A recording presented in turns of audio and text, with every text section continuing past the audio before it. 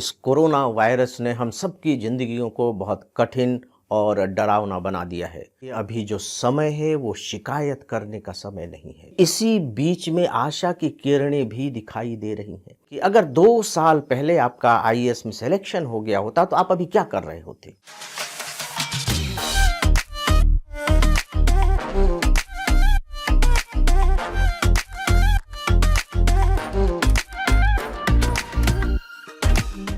मेरे प्यारे साथियों, नमस्कार।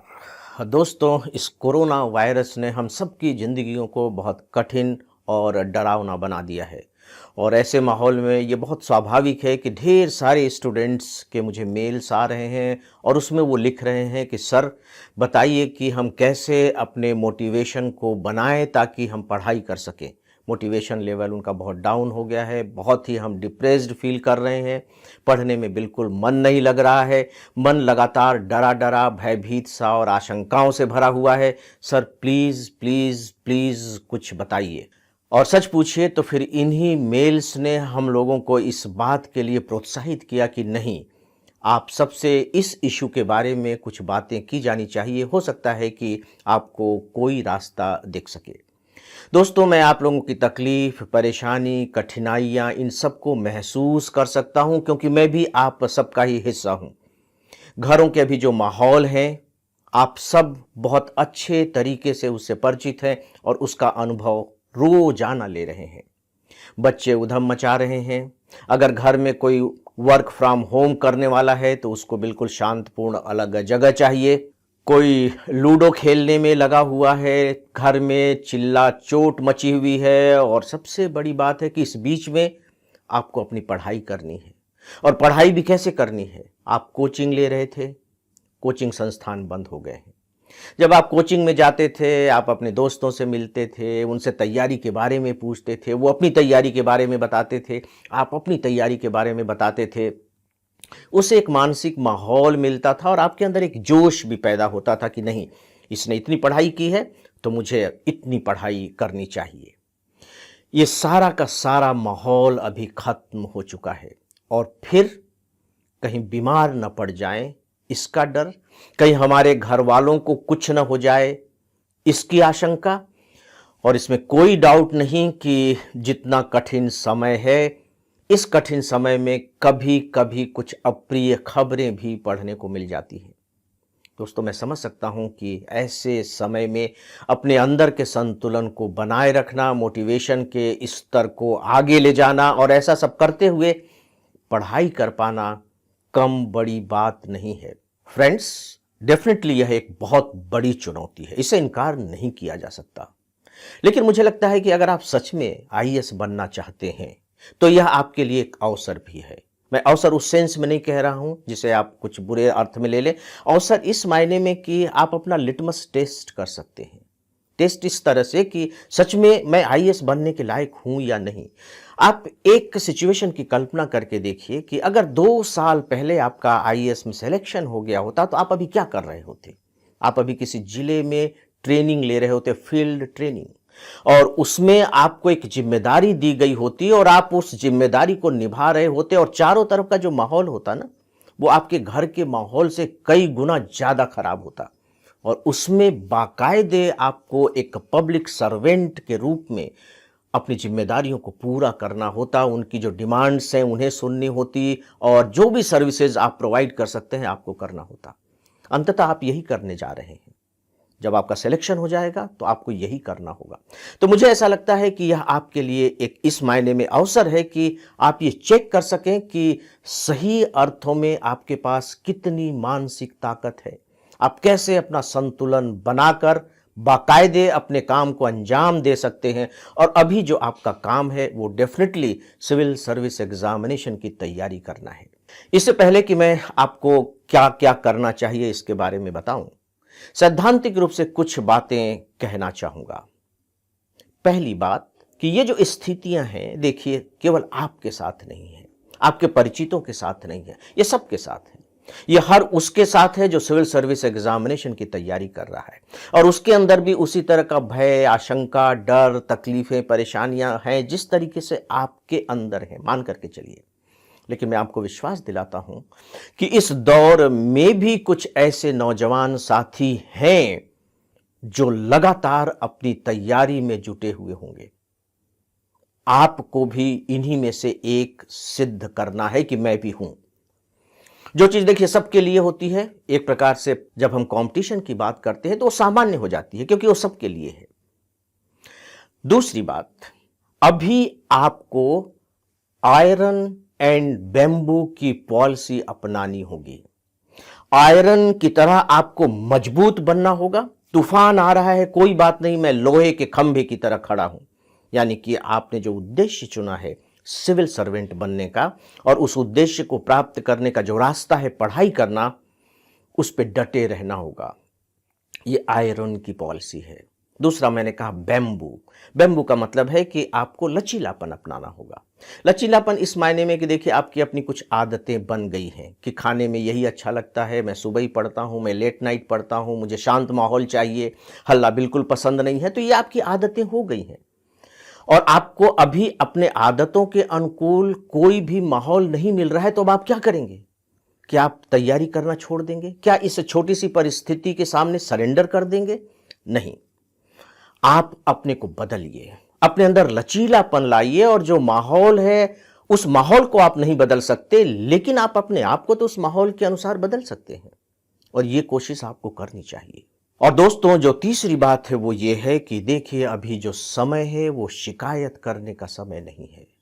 अभी जो समय है वह समाधान निकालने का समय है, और आपको समाधान निकालना चाहिए। और मैं विश्वास दिलाता हूं कि अगर आप अपने दिमाग में ठान लेंगे कि नहीं, मुझे जो भी स्थिति है इसी में ही अपने लिए रास्ता निकालना है, तो आप निकाल लेंगे। ऐसा होता है, आप करके देखिए, आप इसमें सफल होंगे। दोस्तों, ये सारी स्थितियां हमारे सामने हैं, हम सब बहुत परेशान हैं, लेकिन हमें इस बात को भी कतई नहीं भूलना चाहिए कि इसी बीच में आशा की किरणें भी दिखाई दे रही हैं। ऐसा नहीं है कि सब कुछ रुक गया है, ऐसा नहीं है कि सब कुछ खत्म हो गया है। चीजें हैं।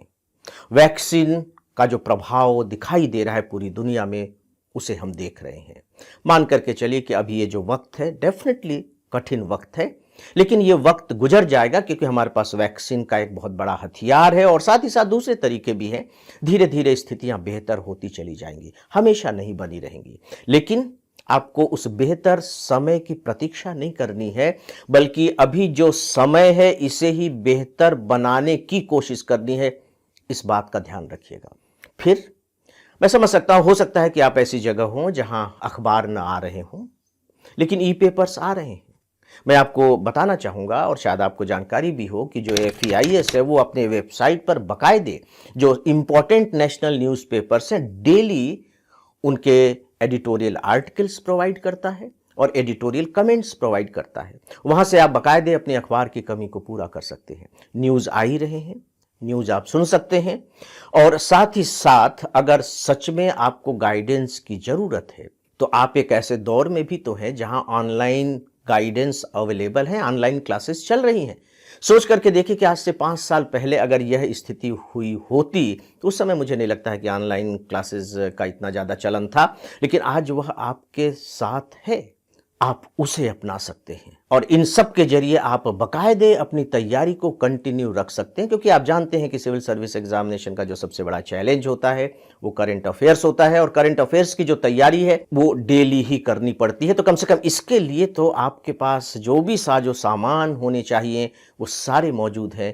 बस एक ही चीज़ की कमी है, और वह है मोटिवेशन की, और वह आपको अपने अंदर पैदा करना होगा।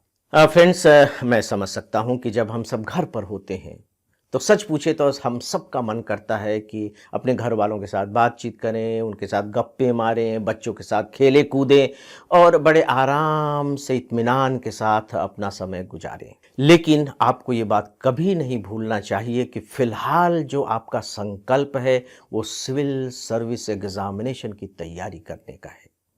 और ऐसे में स्वाभाविक है कि समय सबसे बड़ी संपत्ति है, सबसे बड़ा रिसोर्स है। तो अब मैं आपसे कुछ इस तरह की बातें करने जा रहा हूं, जिन उपायों को काम में ला करके शायद आप अपने मोटिवेशनल लेवल को काफ़ी हाई कर सकते हैं।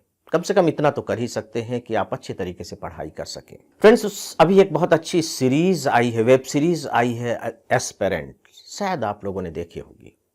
अगर नहीं देखी हो तो आपको देखनी चाहिए, अच्छी सीरीज़ है। उसमें वो 3 दोस्तों की कहानी है जो आईएएस की तैयारी करते हैं और उसमें एक अभिलाष नाम का जो दोस्त है वो अंततः आईएएस बन जाता है। पहले वो भटकने लगता है, भटकाव आते हैं, लेकिन अचानक वो फैसला करता है कि नहीं, उसके सामने कोई प्लान बी नहीं है। वो अपने कमरे में जाता है और जो Lal Bahadur Shastri national academy of administration, जहां सफल होने के बाद आप ट्रेनिंग लेंगे, उसकी फोटो को बड़ी मजबूती के साथ चिपकाता है। इसका मतलब है, सांकेतिक रूप में वो कह रहा है कि नहीं, यही मेरा लक्ष्य है और इसे मैं पाकर रहूंगा। मैं अपने लक्ष्य से अपने आप को जरा सा भी भटकने नहीं दूंगा। जो एक और दोस्त हैं जिसे वो संदीप भैया कहते हैं, उनके कमरे की दीवारों को याद करने की कोशिश कीजिए।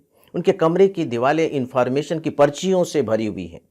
वो नोट कर करके अपने दीवारों में पर्चियां लगाते चले जाते थे, उन्हें देखते थे। हालांकि वो इंटरव्यू तक पहुंचे, अनफॉर्चुनेटली वो सफल नहीं हो पाए, वो बात अलग है। तो जब आप इस तरह की बातें देखते हैं और सुनते हैं तो डेफिनेटली अंदर कहीं ना कहीं एक जोश पैदा होता है, एक चिंगारी सी भड़कती है। मुझे लगता है कि इस तरह की जितनी भी चीजें हैं आप कर सकते हैं, समय समय पर आपको करनी चाहिए। देखिए, होता यह है कि ऐसा करके आप अपने लिए एक आर्टिफिशियल एनवायरनमेंट तैयार कर सकते हैं। रियल एनवायरनमेंट तो अभी संभव ही नहीं है, लेकिन आर्टिफिशियल एनवायरनमेंट तो आप तैयार कर ही सकते हैं। दूसरा यह है कि जब भी आपका मोटिवेशन लेवल डाउन हो, आपको ज़रूरत महसूस हो रही है, तो बहुत सी ऐसी फिल्में और वेब सीरीज़ आई हैं, उन्हें आपको थोड़ा सा वक्त देना चाहिए। आप चाहें तो एक जीत की जिद वेब सीरीज़ है, वो देख सकते हैं। उसे देखने के बाद आपको लगेगा कि सच में एक व्यक्ति के अंदर कितनी क्षमताएं होती हैं, और वो कहानी नहीं है, वो ट्रू स्टोरी है, सच्ची कहानी है। तो आप अपने अंदर की भी उस ताकत को एहसास करेंगे, ढूंढेंगे और आगे लाने की कोशिश करेंगे। देखिए, इसी तरह से एक थोड़ी पुरानी फिल्म है लक्ष्य, उसे देखिए। अभी अभी एक फिल्म आई है साइना नेहवाल पर, अब मैं चाहूँगा कि आप उस फिल्म को भी देखें। उसमें उस टुकड़े पर आप खासकर ध्यान दीजिएगा। बहुत मेहनत कर रही है, एक कोच है, उनके निर्देशन में वो तैयारी कर रही है, बहुत अच्छी सफलता भी मिलती है। लेकिन जब आप फिल्म देखेंगे तो एक ऐसा समय आएगा जब कि वो अपने लक्ष्य से भटक रही है। कोच उसे सतर्क करते हैं, वो इसे स्वीकार नहीं करती, और इसके बाद जो उसका लेवल डाउन हुआ है वो फिल्म में आपको दिखाई देगा। फिर वो दूसरे कोच के पास जाती है और फिर अपने उस पुराने रिदम को हासिल करती है। इसका मतलब है कि जब हम कोई भी बड़ा काम कर रहे होते हैं तो हमारे लिए बिल्कुल गुंजाइश नहीं होती कि हम भटकें, हम रुकें, हम थकें, हम बैठें। Not at all. और आपको भी ऐसा करना है। और जब आप इस तरह की चीज़ें पढ़ेंगे, सुनेंगे, देखेंगे तो डेफिनेटली आप ऐसा कर पाएंगे। अगर आप चाहें तो आप बड़े आराम से मोटिवेशनल बुक्स पढ़ सकते हैं, इस तरह के बहुत से सॉन्ग्स हैं, म्यूज़िक वगैरह सुन सकते हैं, और इस प्रकार से आप लगातार अपने को एनर्जाइज कर सकते हैं। और फ्रेंड्स, यह आपको करना ही चाहिए। देखिए, सीधी सी बात है कि गमले में पौधा लगा होता है, मुरझाता है, तो हमेशा हमें पानी डालना होता है, और जैसे ही हम पानी डालते हैं थोड़ी देर के बाद उसकी पत्तियां बिल्कुल टटकी सी हो जाती हैं।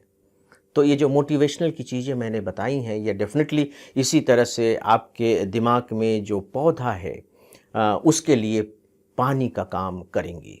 आप सब बहुत अच्छे तरीके से जानते होंगे कि इस कोरोना के पीरियड में जो इसके एक्सपर्ट हैं वो लगातार कुछ बातें हम सबको बता रहे हैं कि विटामिन सी लीजिए, कच्ची हल्दी का सेवन कीजिए, और ख़ासकर फिटनेस पर डेफिनेटली ध्यान दीजिए। क्योंकि जो फिटनेस होती है, या और जो चीज़ें मैंने अभी आपको बताई हैं गिनाई, इससे हमारा इम्यून पावर बढ़ता है। और सीधी सी बात है कि जो हमारी शारीरिक स्वस्थता होती है उसका सीधा संबंध हमारे मोटिवेशन के लेवल से होता ही है। अगर शारीरिक रूप से आप अपने को डल महसूस कर रहे होंगे तो फिर कोई भी मोटिवेशन आपको उस लेवल तक नहीं ले जा सकेगा जो आईएएस की रिक्वायरमेंट है। इसीलिए फिटनेस पर आप कभी कोई समझौता मत कीजिए। डेली फिटनेस पर ध्यान दीजिए, चाहे आप कसरत करें, चाहे आप योगा करें, चाहे प्राणायाम करें, या सभी कुछ करते रहें। और बहुत इस्टेब्लिश्ड फैक्ट है कि जब हम मेहनत कर रहे होते हैं, एक्सरसाइज कर रहे होते हैं, तो हमारे दिमाग में जो फील गुड जो हार्मोन्स होते हैं वो निकलते हैं और हमें अच्छा लगता है। तो इससे कतई कोई समझौता प्लीज़ मत कीजिएगा। आपको ध्यान होगा कि इससे पहले मैंने आपसे बैम्बू पॉलिसी की बात कही थी। फ्रेंड्स, बहुत ज़रूरी है कि आप पढ़ने के लिए समय निकालें। लेकिन ये जो आप समय निकालेंगे ना, ये आपकी अपनी चॉइस से नहीं होगा। ये जो समय निकलेगा वो होगा आपके घर की परिस्थितियों के अनुसार। देखिए, सीधी सी बात है कि हर घर की लगभग यह स्थिति तो देखी होती है कि रात के 10 बजे के बाद जो वातावरण है वो क्रमशः शांत होने लगता है। और मैं जानता हूं कि आज के जो स्टूडेंट हैं वो लेट नाइट पढ़ने में विश्वास करते हैं, तो आपके लिए बहुत फेवरेबल बात है। आप अगर 10 बजे पढ़ना शुरू करते हैं और 2 बजे तक पढ़ते हैं तो 4 घंटे की शांत वातावरण में पूरे कंसंट्रेशन के साथ आप पढ़ाई कर सकेंगे। और 4 घंटे अगर आप रात में पूरा कर लेते हैं, फिर डे टाइम आपके पास होगा। तो डे टाइम में आप देखिए कि मुझे लगता है कि दोपहर का जो समय होता है, कंपैरेटिवली मैं उसकी बात कर रहा हूं, तो थोड़ा सा शांत समय होता है। भोजन करने के बाद लोग थोड़ा आराम कर रहे हैं, बच्चे भी थके हुए हैं। आप अपने लिए उस समय को पकड़िए कि नहीं, ये मेरे लिए अच्छा समय है। यहां भी आपको बाकायदे 1-2 घंटे मिल जाएंगे। और आप कुछ दूसरे टेक्निक्स का भी सहारा ले सकते हैं। उदाहरण के लिए जैसे आपको न्यूज़पेपर्स वगैरह पढ़ना है तो ठीक है, छुटपुट जो वक्त मिलता है उसमें आप न्यूज़पेपर्स पढ़ लीजिए, ई पेपर्स पढ़ लीजिए। और एक बात और है जो मैं अपने अनुभव से आपको बताना चाहूँगा कि जैसे मान लीजिए कि पढ़ने का माहौल नहीं है, आप नहीं पढ़ पा रहे हैं, आप बैठे हुए हैं, तो आप मन ही मन अपने पढ़े हुए को दोहरा सकते हैं। ये बहुत काम करता है। रिवीजन करने के लिए ज़रूरी नहीं है कि आप टेबल कुर्सी पर ही बैठे हुए हों, किताब सामने खुली हो। नहीं, रात में जिस टॉपिक को भी आपने पढ़ा था उनको आप मन ही मन दोहरा करके आप अपने इस समय का इस्तेमाल कर सकते हैं। और ये जो इस्तेमाल होगा ना, ये बहुत ही वैल्यूएबल इस्तेमाल होगा। तो फ्रेंड्स, मैंने कुछ बातें आप सबसे शेयर की हैं, कुछ अपने अनुभव के आधार पर, कुछ अपने प्रयोग के आधार पर, कुछ विश्वास के आधार पर कि डेफिनेटली ये बातें काम करेंगी। और मुझे पूरा यकीन है कि आप इन पर अमल करेंगे और अमल करके जो संकल्प आपने अपने मन में लिया है, आप उस संकल्प को हासिल करेंगे। फ्रेंड्स, यदि आपको हमारा यह वीडियो पसंद आया हो तो आप इसे लाइक करें, दूसरों के साथ इसे शेयर करें, हमारे यूट्यूब चैनल को सब्सक्राइब भी करें। और हम लोग अब इंस्टाग्राम और टेलीग्राम पर अवेलेबल हैं, इसके लिंक नीचे दिए गए हैं। मेरी शुभकामनाएं आप सबके साथ हैं। नमस्कार।